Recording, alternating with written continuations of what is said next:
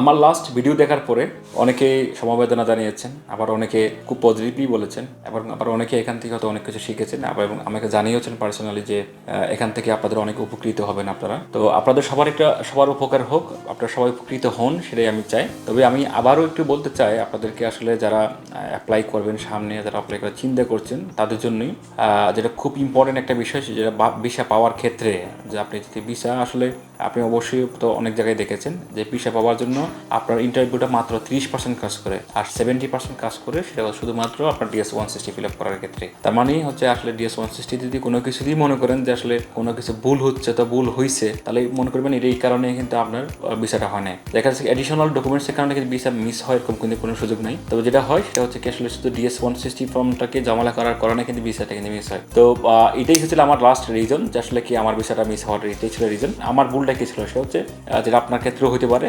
যেমন ধরেন আমার এই বছর জানুয়ারিতে আমার একটা অ্যাপয়েন্টমেন্ট ছিল, সেটা কি দিয়ে, সেটা হচ্ছে আমার একটা ইন্টারন্যাশনাল একটা বিশ্ববিদ্যালয়ে আমার একটা কনফারেন্স হওয়ার কথা ছিল, সেখানে আমার যাওয়ার কথা ছিল। কিন্তু কোনো কারণে সে হচ্ছে কি আমি ডেট না পাওয়াতে, ডেটটা পাইছি আমি হচ্ছে আগস্টের 7 তারিখ। ওই 7 তারিখে এই 7 তারিখে যখন পাইলাম, ততদিন পর্যন্ত আমার তো মিটিংটা ছিল হচ্ছে আমার সেই জানুয়ারিতে, মিটিংটা তো চেঞ্জ হয়ে গেলো, অথবা আমার কনফারেন্সটা চেঞ্জ হয়ে গেলো। তো কিন্তু আমার তো ভিসার জন্য সব প্রসেস শেষ। তো আমি যেটা করলাম সেটা হচ্ছে আমি তো আরেকটা অ্যাপয়েন্টমেন্ট, আরেকটা ইনভিটেশন লেটার নিয়ে এসে আগস্টে, তখন দেখলাম যে ওই টাইমটাও শেষ, মানে ওই মিটিংটাও মানে হলো না। রিজন হচ্ছে আগস্টে যেহেতু আমাদের বাংলাদেশ এম্বাসিতে সব কিছু বন্ধ ছিল, সেই হিসেবে আমি আর গিয়ে করতে পারিনি, আর দাঁড়াতে পারিনি। আমার ডেটটা অটোমেটিক চেঞ্জ করে দেয়। চেঞ্জ করে দেওয়ার পর আমি আবার নতুন ডেট নিই, সেটা হচ্ছে আমাদের অক্টোবর 1 তারিখ। যেহেতু আমার ওই মিটিং টাইমটাও শেষ, সেক্ষেত্রে আমি এখন নেক্সট আমি কি দিও, তাহলে আমি আরেকটা ইনভিটেশন নিয়ে এসে আমি আবার DS-160 আমার ইনফরমেশন চেঞ্জ করে আমি আবার দাঁড়ালাম। তো মোটামুটি দেখা যাচ্ছে কি আমার 3 থেকে 4 বার কিন্তু আমার DS-160 ফর্ম চেঞ্জ করা হয়েছে। কিন্তু এম্বাসির নিয়ম হচ্ছে, আপনি যদি 1 বছরের মধ্যে আপনার কোনো কিছু যদি চেঞ্জ আসে, সেক্ষেত্রে খুব বেশি দরকার না হলে আপনার চেঞ্জ করার দরকার নেই। আর যদি চেঞ্জ যদি করেও থাকেন, তাহলে অবশ্যই 1 সপ্তাহ আগে করতে হবে আপনাকে। তো যদি সেভাবে যদি করেন, তাহলে আপনাকে হয়তো 1 বছরের মধ্যে কোনো ইনফরমেশন চেঞ্জ হলে চেঞ্জ করার দরকার নেই। যদি করে না, তাহলে সেটা 1 সপ্তাহ আগেই করতে হবে। সেক্ষেত্রে কী হয়, তাকে আপনাকে জিজ্ঞেস করা হবে, অথবা আপনাকে বলতে হবে, হ্যাঁ ঠিক আছে, আমার জানুয়ারিতে প্রোগ্রাম ছিল, সেটা আমার চেঞ্জ হয়ে গেছে, বাট এবং অক্টোবরে এসে আমি নতুন করে আমি কথা বলেছি, আমি যাওয়ার পর হয়তো মিটিংটা আবার নতুন শুরু হবে।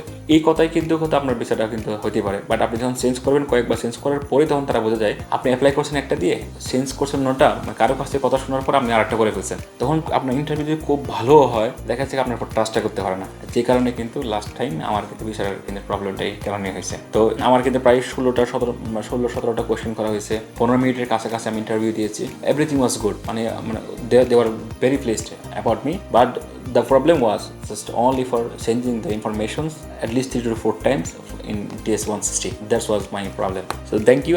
আমি আশা করছি আপনারা হয়তো এই প্রবলেম থেকে পরিত্রাণ পাবেন, হয়তো আপনাদের বিষয়গুলো আরও বেশি হবে, এবং আপনাদের ইনফরমেশন আপনাদের অনেক হেল্প করবে। যদি মনে করেন আপনাদের যদি কোনো কারণে যদি মনে হয় যে আমার ভিডিওগুলো আপনাকে উপকৃত করছে, আপনাদের জন্য ভ্যালুয়েবল, এবং আপনারা সময় দিয়ে দেখছেন, এর জন্য আপনার হয়তো ভালো হতে পারে, তাহলে অবশ্যই আমি আপনাদের কাছে রিকোয়েস্ট করবো যে এটা শেয়ার এবং ভিডিওগুলো লাইক করার জন্য। ধন্যবাদ সবাইকে।